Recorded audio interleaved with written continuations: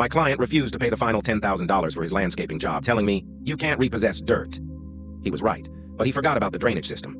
I own a small construction company, and this guy, let's call him Chad, hired me to level his backyard and install high-end drainage for his hillside mansion. The job took 3 weeks of hard labor.